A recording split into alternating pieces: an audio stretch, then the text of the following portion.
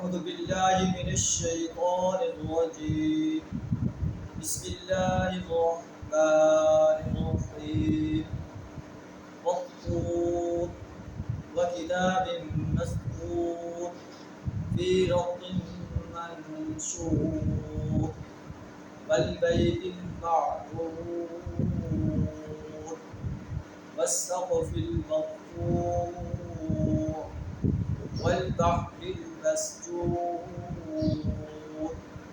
إن عذاب ربك لواقع ما له من دافع. صدق اللہ العظیم. سورہ الطور کی پہلی 8 آیات آپ کے سامنے تلاوت کی.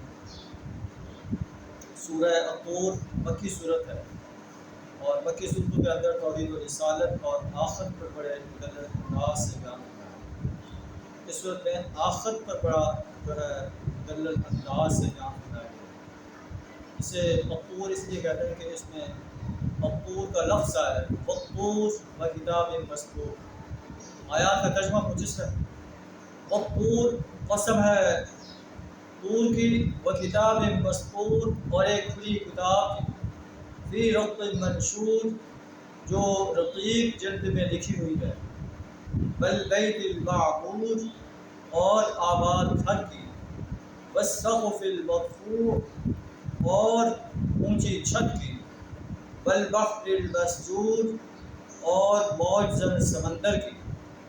ان عذاب ربک لواقع، بے شک آپ کے رب کا عذاب واقع ہونے والا ہے. ما لہ من دافع، اسے کوئی دفع کرنے والا نہیں. تو ان چیزوں کی قسم کھا کر طور کی، کتاب مسطور کی، رق منشور کی جو تیر جلد میں لکھی ہوئی ہے، بیت معمور کی، اس سے مراد بیت اللہ بھی کچھ محدثین نے لیا ہے. کچھ نے کہا کہ یہ ملائکہ کا جو ہے کعبہ ہے وہ آسمان پر. والسقف المرفوع، اونچی چھت کی، اس سے آسمان مراد دیا ہے، عالم بالا کو مراد.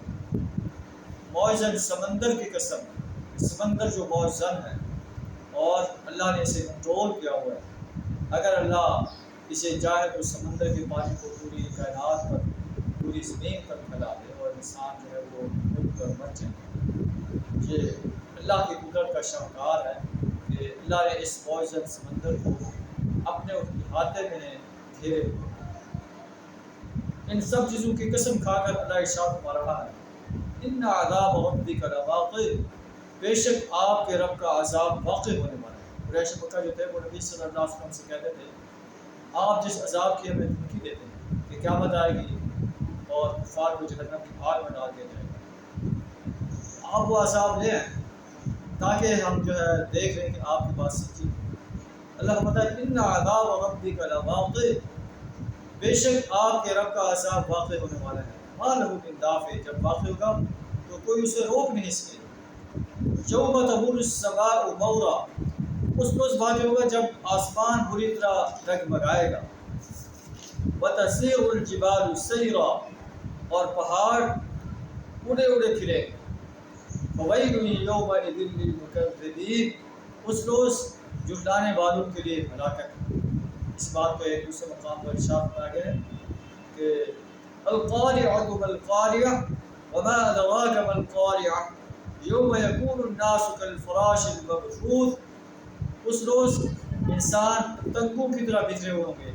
وتکون الجبال کالعہن المنفوش، پہاڑ رنگی ہوئی دھنی ہوئی اون کی مانند. اللہ کو پتہ ہے کہ فویل یومئذ للمکذبین، اس روز جھٹلانے والوں کے لیے ہلاکت. الذین هم فی خوض یلعبون، جو آج کھیل کے طور پر اپنی حجت بازی میں لگے ہوئے ہیں. یوم یدعون الی نار جہنم دعا، اس روز کا تصور کرے جب انہیں دھکے بار بار کر جہنم کی آگ میں جو ہے لے جایا جائے گا. انہیں کہا جائے گا ھذہ النار التی کنتم بہا تکذبون، یہ وہ آگ ہے جسے تم جھٹلاتے ہیں. افسحر ھذا ام انتم لا تبصرون، کیا یہ جادو ہے یا تم جو ہے دیکھ نہیں رہے ہو. اصلوھا فاصبروا او لا تصبروا، اس میں داخل ہو جاؤ، اب تم صبر کرو یا نہ کرو. سواء علیکم تمہارے لیے برابر ہے، انما تجزون ما کنتم تعملون تمہیں تمہارے اعمال کی جزا دی جائے گی۔ اللہ سے دعا کرنا ہے جہنم کے عذاب سے اپنی پناہ عطا جنت الفردوس میں اعلیٰ مقام بنا وآخر دعوانا الحمد للہ رب العالمین۔